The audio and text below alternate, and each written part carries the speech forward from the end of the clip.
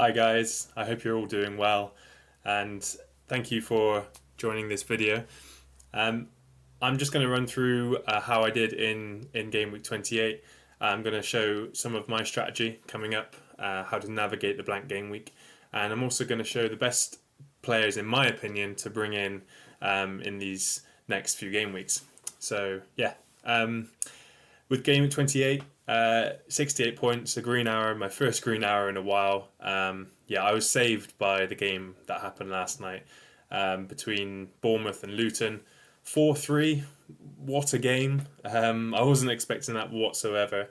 Thought it would be more likely a 0-0. But yeah, I was really saved by that game with a goal from Zabani, a goal from Barkley, a goal from Solanke, and an assist from Doughty. So yeah, good score for me. I actually took a -8 this game week, so I went all in for the double.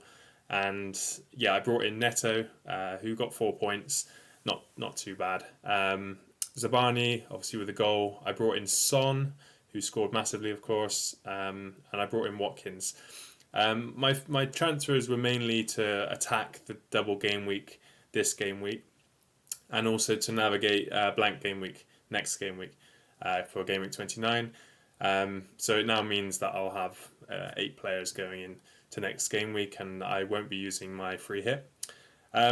Yeah, so yeah, good game week for me. I'm really pleased with it. Moving on to my strategy coming up.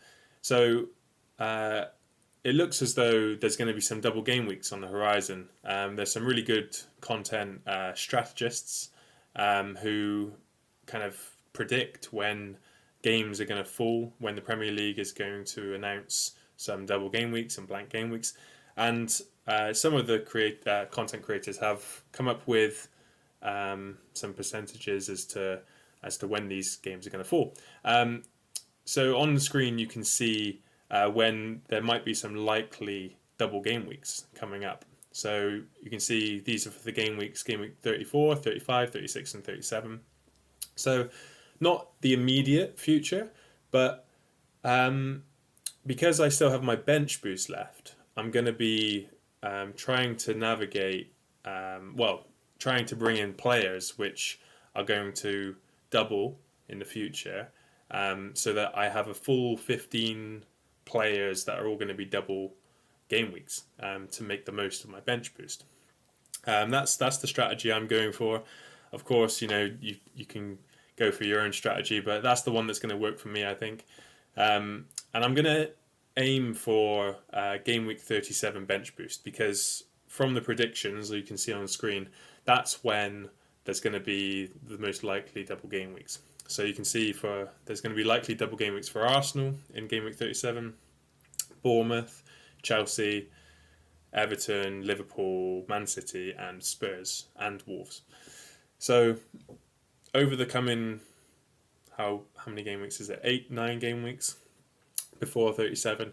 I'm going to be aiming to bring in some players of these teams, whilst also trying to bring in the players which I think are going to do well in the short term as well. So it's just trying to figure it out, the best kind of time to bring in some players, basically.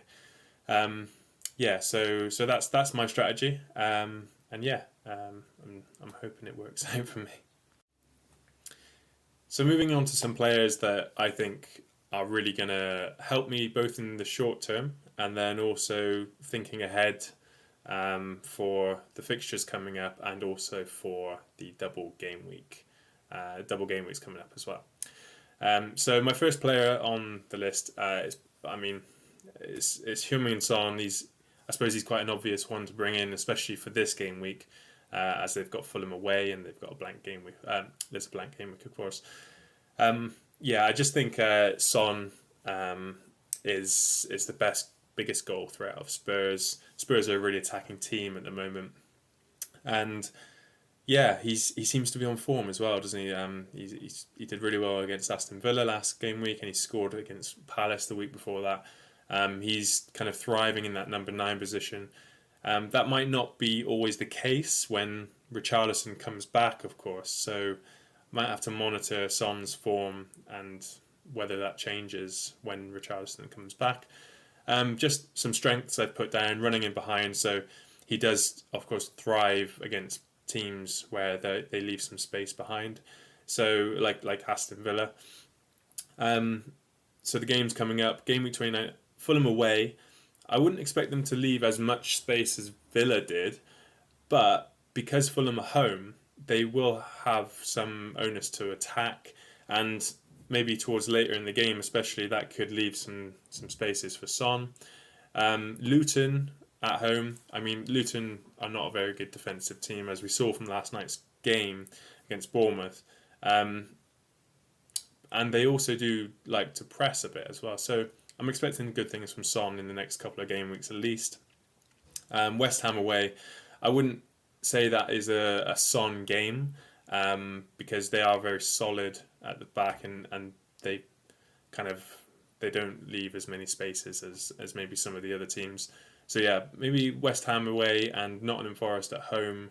A slightly more less Son games.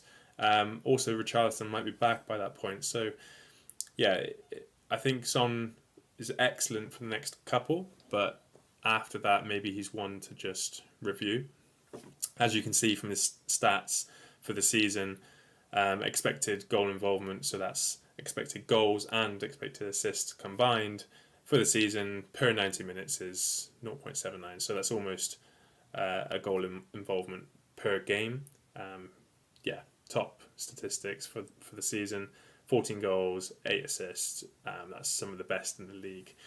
In the last 5, his XGI is actually even better. So over a goal or assist a game, and then 3 goals and assists. Top player. And when he gets into those 1-on-1 positions, he has excellent conversion rate. So some of the best in the league actually for his conversions. And of course he's on penalties as well. So another kind of arrow to his bow. Son, great pick. So my next player to recommend for Game Week 29 is James Maddison. You can see I've got him in his Leicester kit. Bit of an old photo, but I think he looks good in it. You know what I mean? So for Maddison, again, like Son, bit of a Spurs theme for the next couple of game weeks especially. So Game Week 29 and Game Week 30, I think, is perfect for both Maddison and Son. And if you're someone like me who is not free hitting, I think these two players are almost a must to bring in, because you can take them into the Game Week 30 and beyond, of course, as well. Maddison has less goal threat than Son, but he is the most important creative player in Spurs, like without a doubt. Everything seems to go through him. Sometimes it can be him assisting the assister, so obviously he wouldn't get any FPL points for that. But he's always involved, and especially when you're watching one of your players play football, it's always a good, enjoyable watch when he's that involved as Maddison is. He's also in good form. He scored against Villa in the last game, and it was a kind of a goal that you wouldn't really associate with James Maddison usually, where he was kind of driving into the box and getting on a cross from 6 yards out, which is brilliant to see for FPL. But something you wouldn't really associate with James Maddison. So it seems like Ange is kind of instilling that in him, which is positive. Like I said with Son, really good fixtures for the next 2 especially. West Ham away, I always think is a tricky game. They also beat Spurs earlier in the season, so I think that's a tough game for Spurs in general. But then Nottingham Forest at home, I would expect Maddison to do quite well in that game. Spurs will need his creativity to kind of unlock a kind of low block from Nottingham Forest. So I don't think it's suitable for Son, but I do think that game is suitable for Maddison. So for his statistics, not as good as Son's, and you wouldn't really expect them to be, because Son is a higher priced asset in the game. Son has also played more minutes than Maddison this season.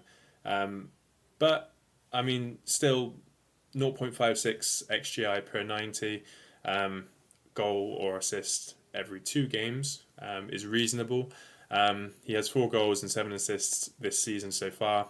You would expect those numbers to increase as the season goes on. Spurs don't have any European football, so that means they'll have space between their games, and that means that there's longer recovery times. So I would expect Maddison to play majority of the minutes for the rest of the season, and I think his numbers will improve. Over the last 5, he's got a goal and 2 assists with XGI of 0.41, which isn't as good as his season statistics, but I think that has been kind of influenced by Spurs' kind of change in their starting 11. They've had a lot of injuries, but now in the last couple of game weeks they've got their main 11 back. So I do think it's almost like a kind of perfect system, like for every player involved. And when 1 or 2 go missing, then it can all like become very disjointed. So I think Ange knows his best team, and when they have their best 11 out, it suits Maddison and other players down to a T. So yeah, Maddison, good pick for this game week specifically. Now I'm going to show you a couple of players that I think are really good to bring in for game week 30.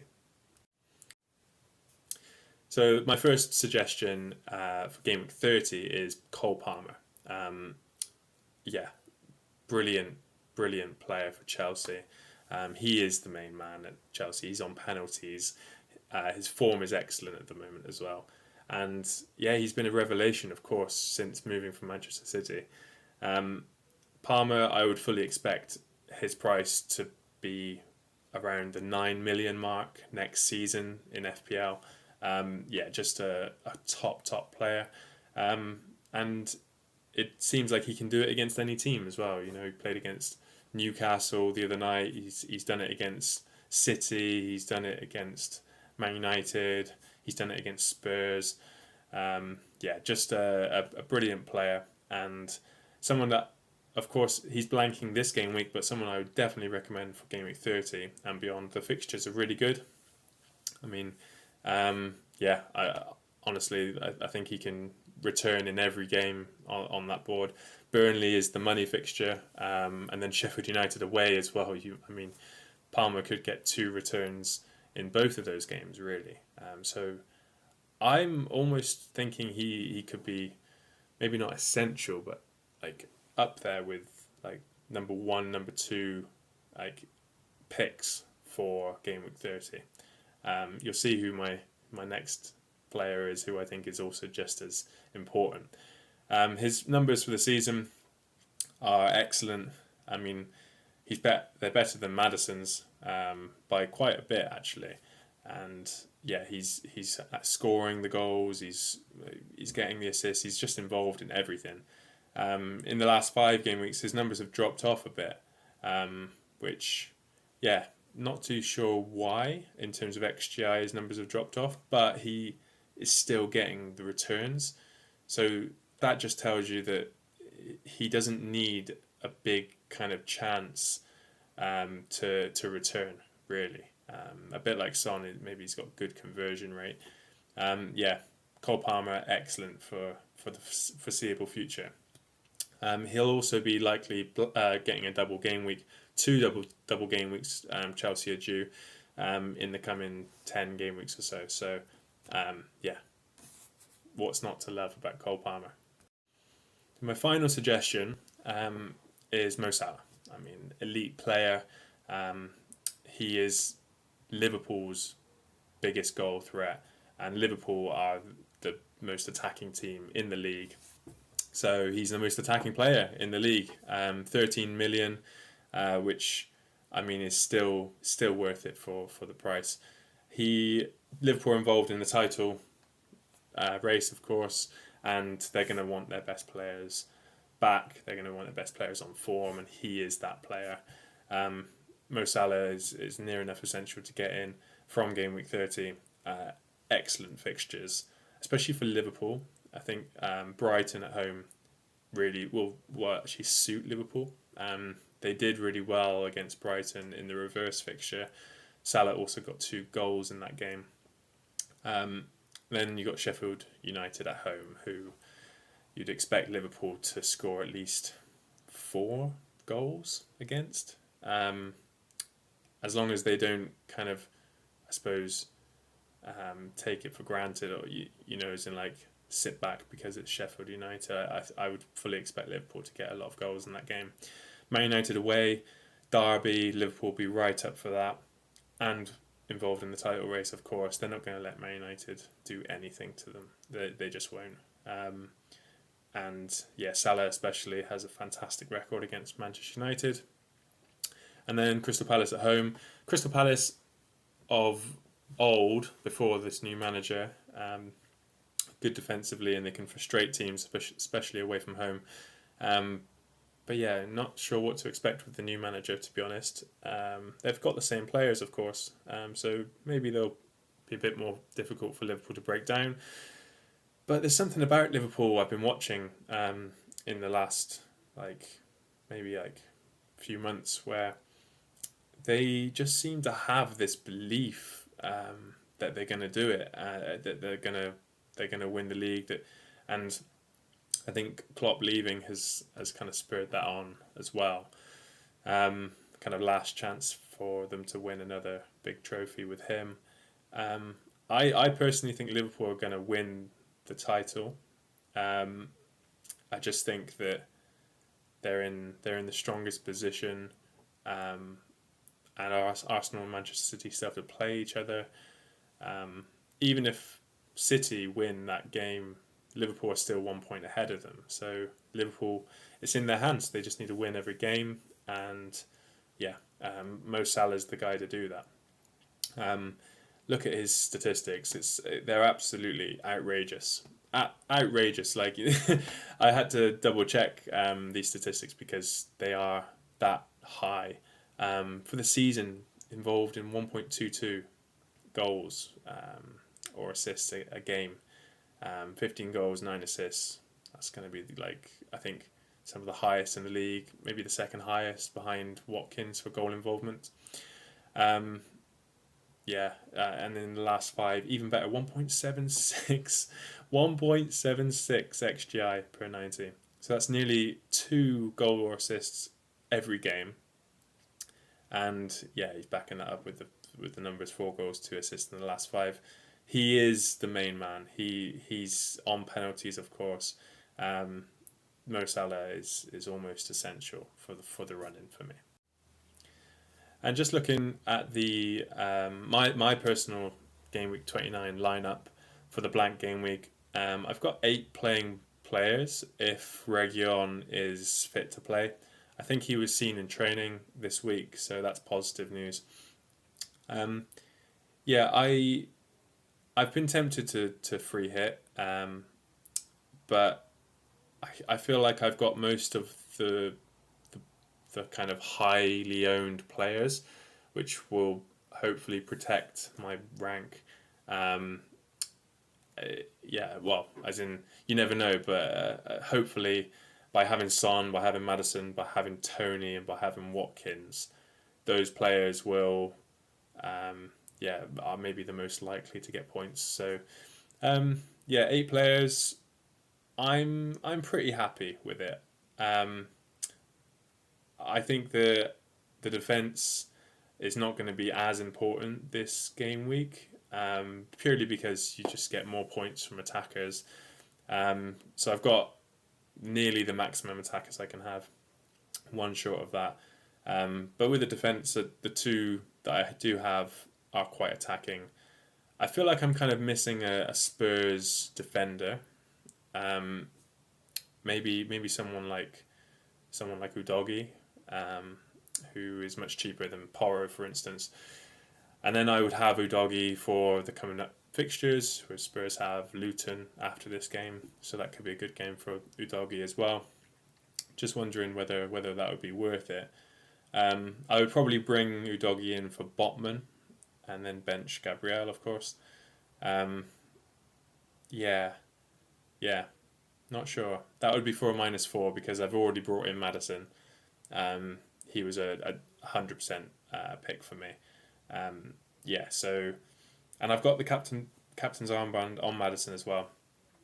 I think a lot of teams will be going for Son or Tony as captain, which, yeah, two great options, of course. I was on Tony at the start of the week, but I've just flicked it onto Maddison because, I don't know, I just have a feeling for this game. Him getting a goal in the last game against Villa away, which is a tougher game than Fulham away, theoretically. Also, Maddison had good stats earlier in the season for his away games. He actually did much better away from home than at home. Um, and yeah, I've kind of watched some content creators talk about Son for this game week, where they don't think Fulham away is a good fixture for Son. I'm not entirely sure about that, but I do trust their judgment when they say that. Um, I watched the highlights of the reverse fixture where Spurs played Fulham, and both Maddison and Son scored in that game. Yeah, so I think I would rather go for Maddison because he is the differential captain. Tony is interesting. Of course, Burnley are a poor team, especially at defending, and Tony or Visser could do well in that game. Um, but I'm just kind of going back to basic. I haven't done well with captaincy shouts this season, so maybe don't copy me. But I'm going back to basics with it, where I'm trying to think who are the most attacking teams, who are the best attacking teams, and Spurs are, along with probably Villa, the best attacking teams. And I just fancy Spurs more against Fulham than I do against Villa against West Ham. Tony could, of course, he's on penalties. He could, of course, get something. But yeah, I think I'm going to go Maddison. We'll see how it turns out. But yeah, thank you for watching, and yeah, let me know how you're getting on this season. Let me know what you're thinking of doing this game week. Do you think I'm missing a player for this game week? If so, I'd love to hear any suggestions that you have. But till then, I hope you have a fantastic week, and see you again soon. Thanks. Bye.